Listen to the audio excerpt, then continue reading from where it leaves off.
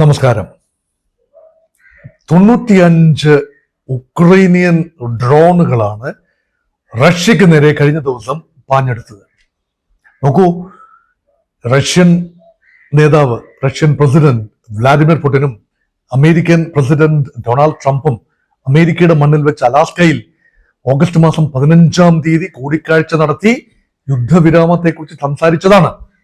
അതിനുശേഷം 3 ദിവസത്തിനുള്ളിൽ August 18 സെലൻസ്കിയെയും European നേതാക്കളെയും ബ്രിട്ടീഷ്, ഫ്രഞ്ച്, ജർമ്മൻ നേതാക്കളെയെല്ലാം വിളിച്ചു വരുത്തി അവരുടെ സാന്നിധ്യത്തിൽ ട്രംപ് അവരെ ഗുണദോഷിച്ചു വിട്ടതാണ് ഡോണ്ട് എസ്കലേറ്റ്.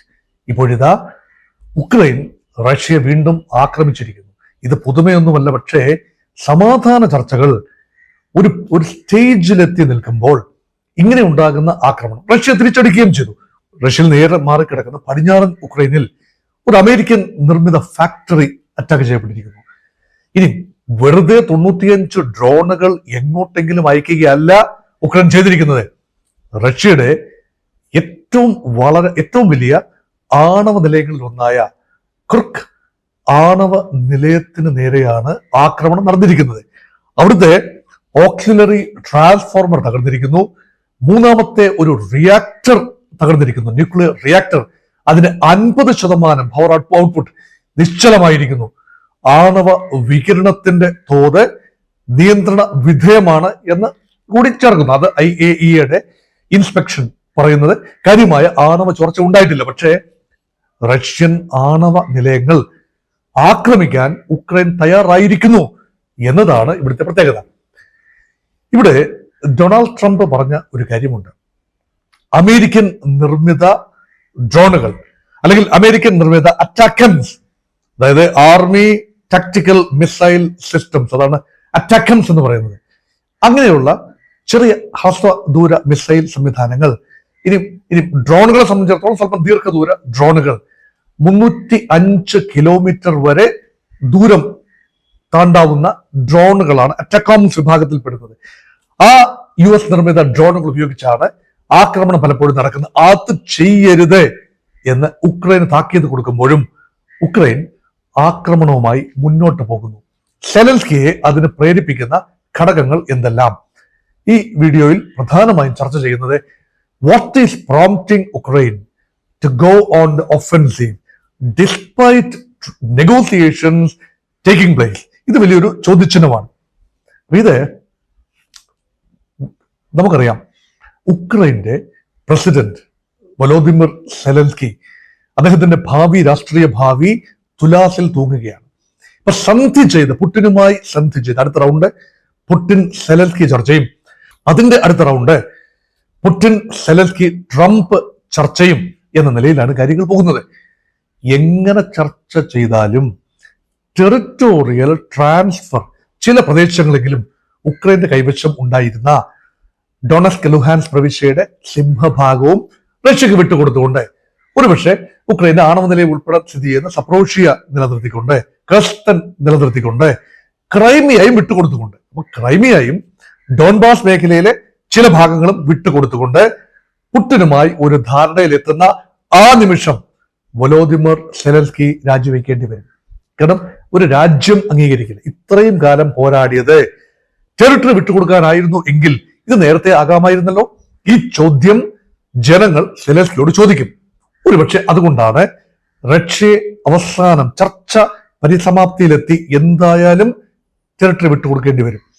അതുകൊണ്ട് സാൽവേജിങ് പ്രൈഡ് എന്ന നിലയിൽ റഷ്യക്ക് ചെറിയൊരു പ്രഹരമെങ്കിലും ഏൽപ്പിക്കാം എന്ന ഒരു ധാരണയിൽ മുന്നോട്ട് പോയിരിക്കാനുള്ള സാധ്യതയാണ് ഇപ്പോൾ കാണുന്നത്. ഇത് നോക്കൂ, ഈ ആക്രമണത്തിന് വേണ്ടി ഉക്രൈൻ തിരഞ്ഞെടുത്ത സമയം നോക്കൂ. കഴിഞ്ഞ ദിവസം, അതായത് ഞായറാഴ്ച, ഉക്രൈൻ റഷ്യയിൽ നിന്നും അല്ലെങ്കിൽ സോവിയറ്റ് യൂണിയനിൽ നിന്നും മോചനം നേടിയ 1991 ഈ ദിനമാണ്. ആ ദിനമാണ്, അതിന്റെ വാർഷിക ദിനത്തിലാണ് ഉക്രൈൻ റഷ്യയെ ആക്രമിച്ചിരിക്കുന്നത് എന്ന് ഓർക്കുക. അപ്പൊ നോക്കൂ, എത്രത്തോളം ഫ്രജൈലായിരുന്നു Soviet Union of Soviet Socialist Republic എന്ന് പറയുന്ന ആ ഒരു ഗ്രാൻഡ് ഫെഡറൽ ഓർ കോൺഫെഡറൽ സംവിധാനം എത്രത്തോളം ഫ്രജൈലായിരുന്നു. അപ്പൊ ഇത് വിട്ടുപോയിട്ടും ഈ റഷ്യൻസിനോടുള്ള വിപ്രതിപത്തി, അല്ലെങ്കിൽ ഒരു റേഷ്യൽ, അതായത് ഉക്രൈനിയൻ ജനതയുടെ വലിയൊരു വിഷമം എന്ന് പറയുന്നത്, നമ്മൾ ഉൾപ്പെടെ അവരെ പണ്ട് സോവിയറ്റ് യൂണിയനിലെ എല്ലാവരെയും റഷ്യൻസ് എന്നങ്ങ് വിളിക്കുമായിരുന്നു. അത് മൊത്തത്തിൽ കൊട്ടത്താപ്പിൽ ചെയ്യുന്നൊരു വിളിയാണ്. നമുക്ക് ഇഷ്ടപ്പെടുമോ?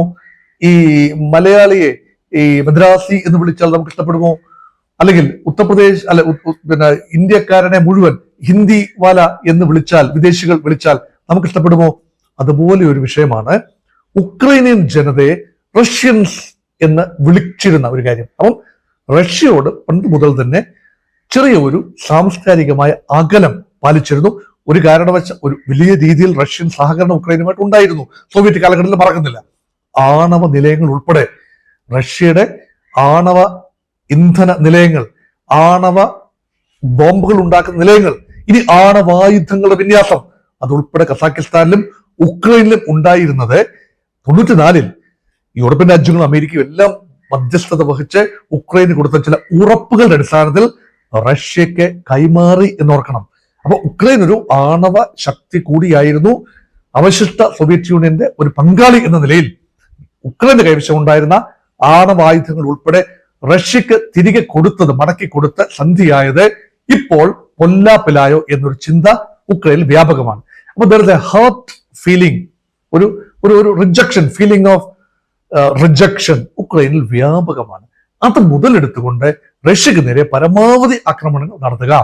അങ്ങനെ ഉക്രൈനിയൻ ജനതയുടെ മുന്നിൽ താൻ വിടവാങ്ങുന്നതിന് മുൻപ് ഒരു വീരനായക പരിവേഷം നേടിയെടുക്കുക എന്ന ഒരു ഉദ്ദേശമുണ്ട്.